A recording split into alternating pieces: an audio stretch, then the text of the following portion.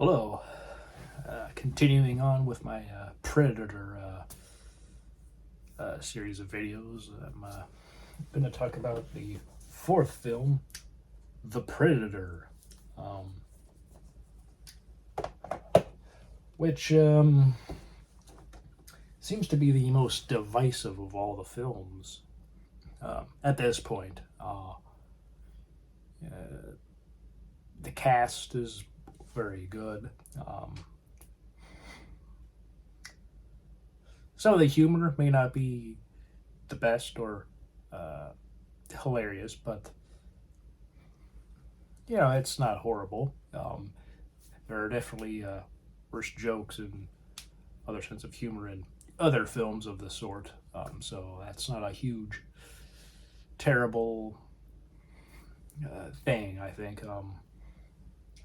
Something that is pretty cool to note is that Shane Black, who played Hawkins in the first Predator, is now the writer-director of this film. He has since, of course, had a good career writing and directing films, and I mentioned how he wrote Lethal Weapon when I talked about the first film. So, yeah, he's definitely a very good and capable filmmaker, in addition to acting.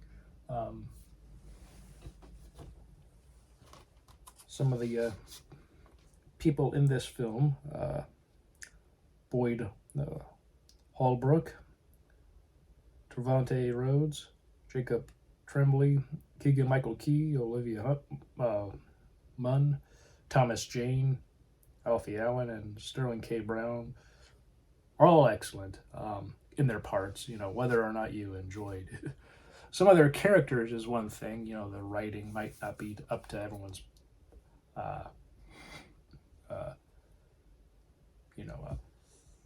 might not be up to everyone's sort of standard for like Predator films, but it isn't horrendous. I don't think.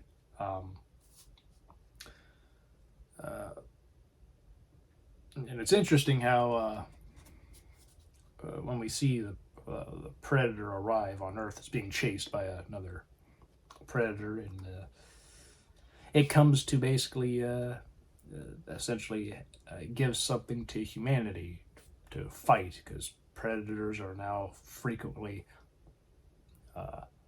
coming more often to Earth, and so this one Predator, which also has human DNA in it, basically thinks, maybe the humans should have at least a fighting chance. Of course, it does kill humans. It is captured. Also, the character of Quinn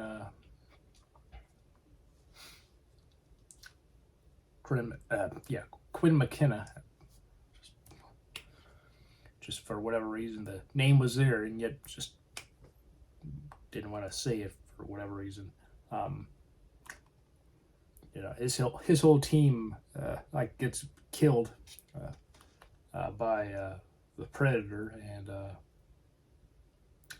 he also sees it, and he's sent by the government to basically be taken to some institution by the military with other guys who basically have issues, and in his case, he's an alien, so he has to basically be he was evaluated and then taken away. But in the process, he meets a scientist who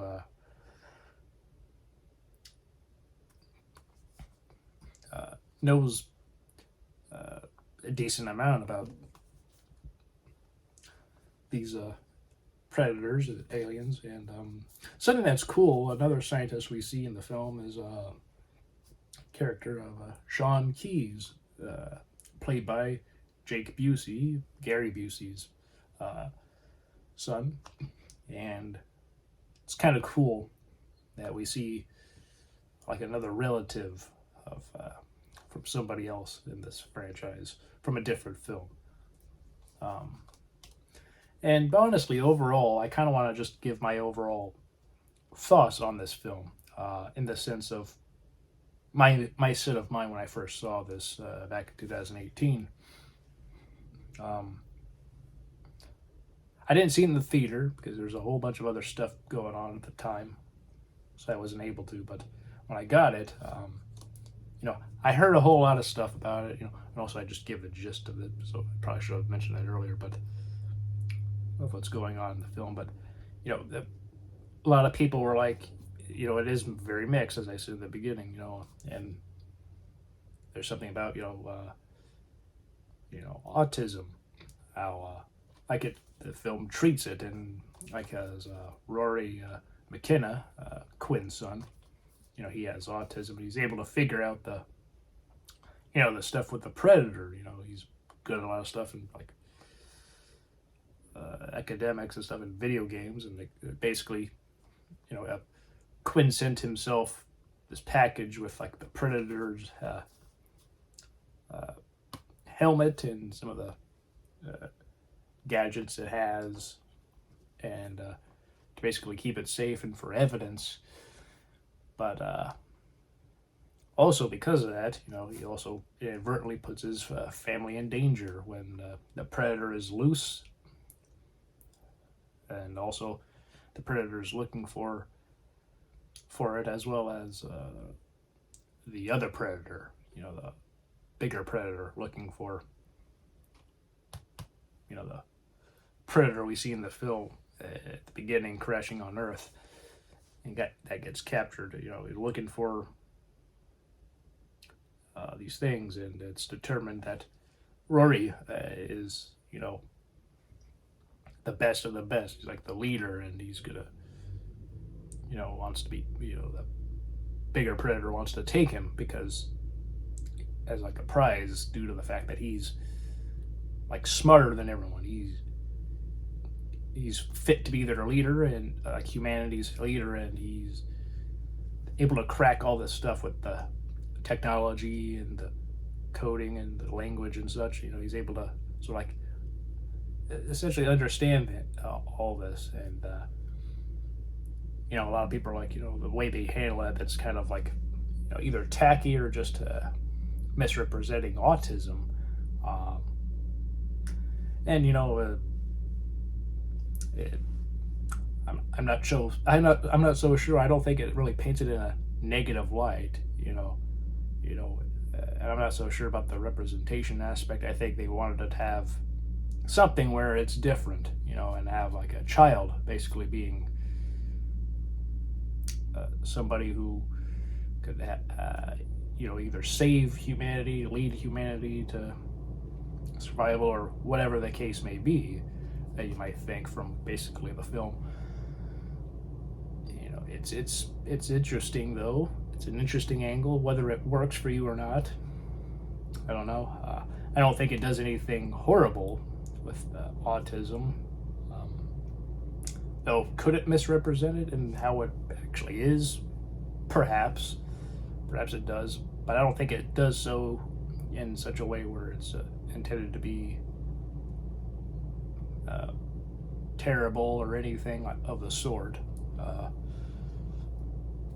Overall though, with controversies, I guess it would be categorized, because that was a big contention and discussion that I saw after looking up more of this film upon watching it.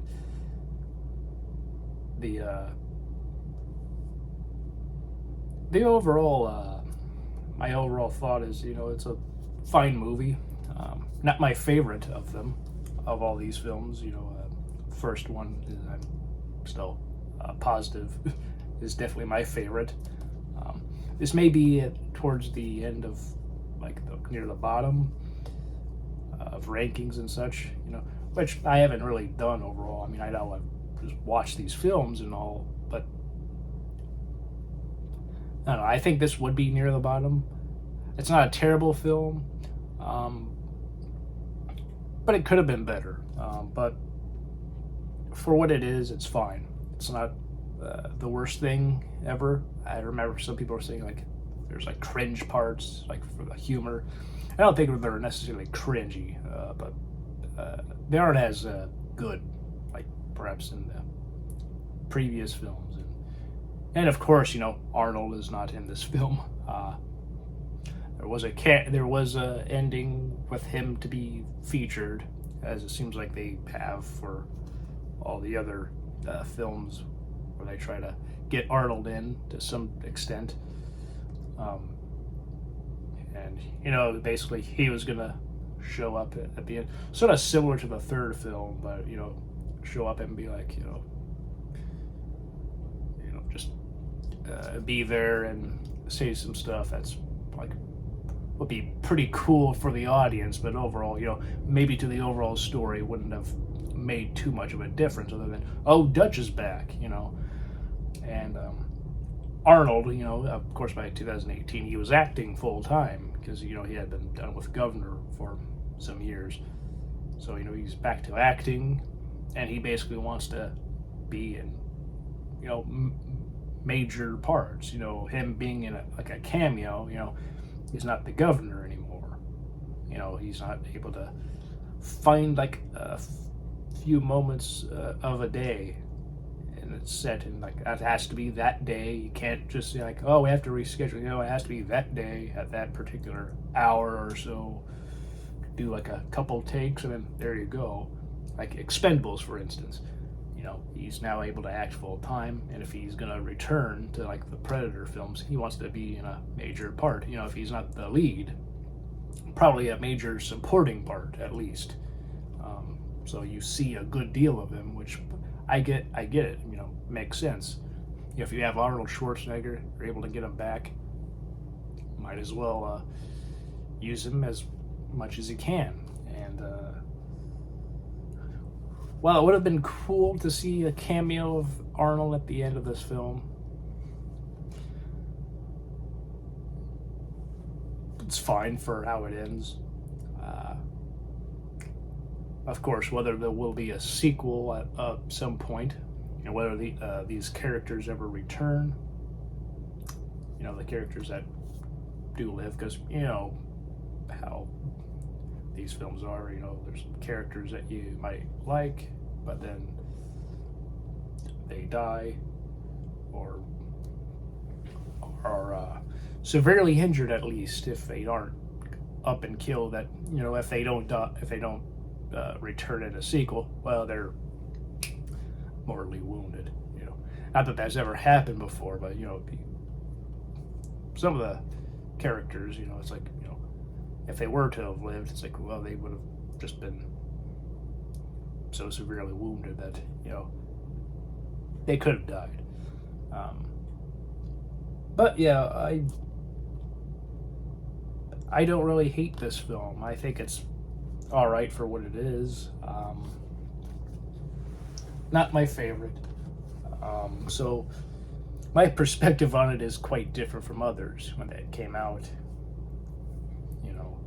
Some of the stuff that bothered people, I wasn't too bothered. I mean, sure,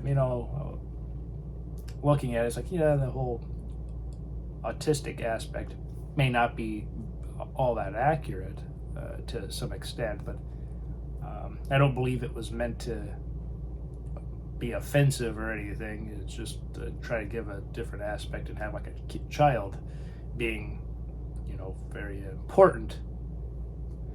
And could be, and who knows if there is a sequel, and if Jacob Tremblay, he gets older, he continues to act, if he's interested in playing this character again, who knows, maybe could see an adult version of him. But time will tell if the sequel will happen and who all will return, if anyone, from this film. Of course, with Fox being bought by Disney, a lot of people were wondering whether or not certain franchises that they own now, if they continue, like Predator, if it will still be rated R. And they said that there will be certain franchises that will retain an R rating. And with Prey, a prequel to this franchise, to all these films, it's like, yeah, it seems like they are keeping with that. It is still an R-rated film, even though it's streaming. But still, it's basically the equivalent of that. So, not a bad film. Not the best, of course, but even if this would be like considered the worst Predator film, especially if you don't count like either Alien versus Predators into the mix,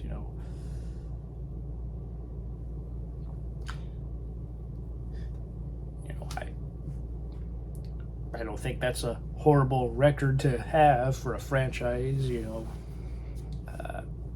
This isn't a bad film in terms of acting or anything. Very good.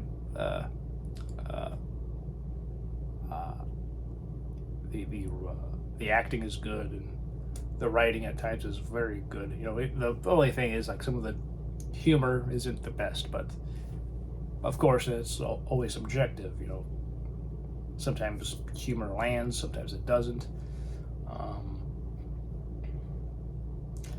Yeah, it's really it's an interesting film to see.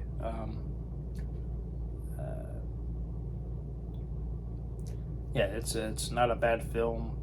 My expectations, I didn't really know what to think, honestly. Either it's gonna be good or bad, and I think it's fine. It's like an alright movie. It's like be like a C or something if I was to give like a grade. And who knows? I haven't watched this one as much as the other three, so maybe some years later, if I've watched it more, perhaps my opinion on it might go up, or might stay the same, or it could change in that I think it's worse. But having not seen this in a few years,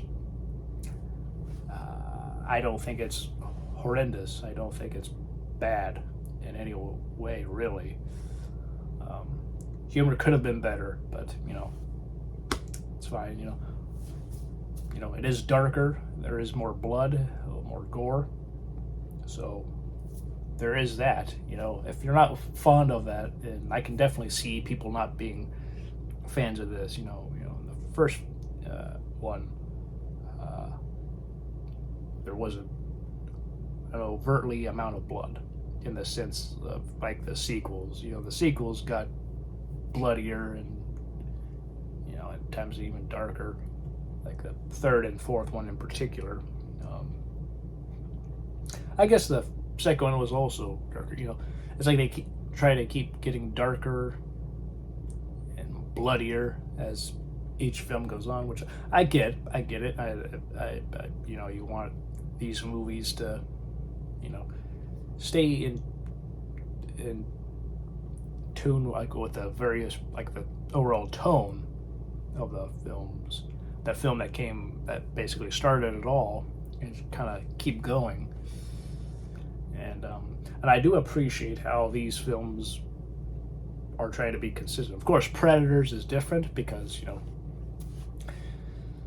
they're now on an alien planet, and the Predators definitely have more of an advantage than the humans do. But still,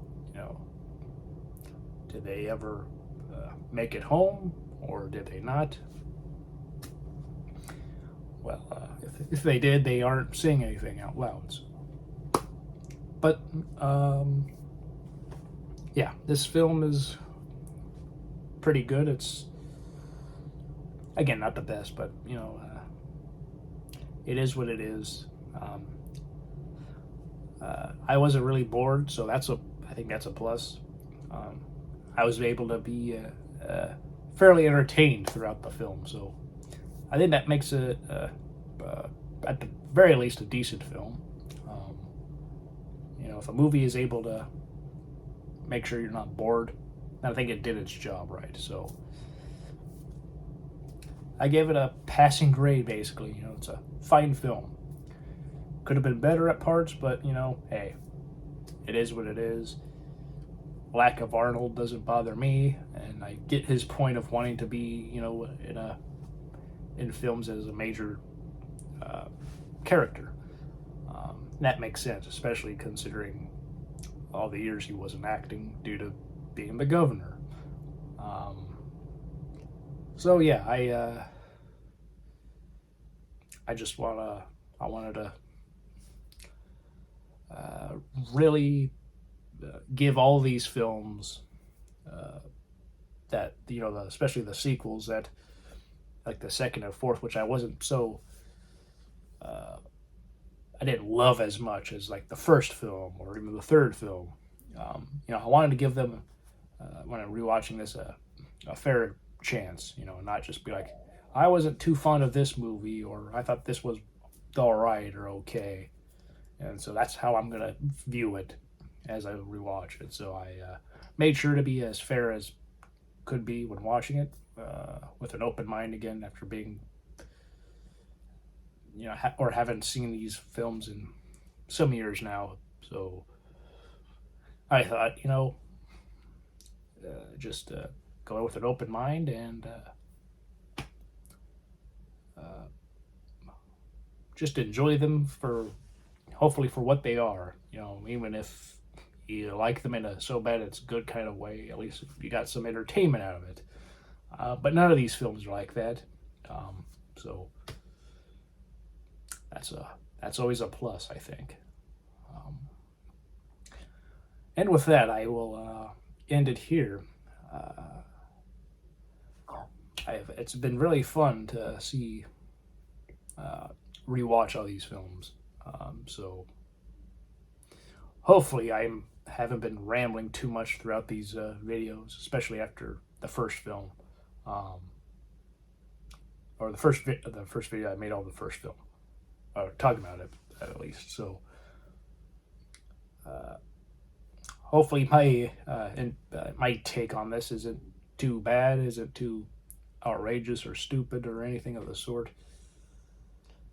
And I hope all of you are doing well. Hope you're all having a great day, and had a great week, and we'll have a great weekend. And I'll see you all next time. Take care, and goodbye.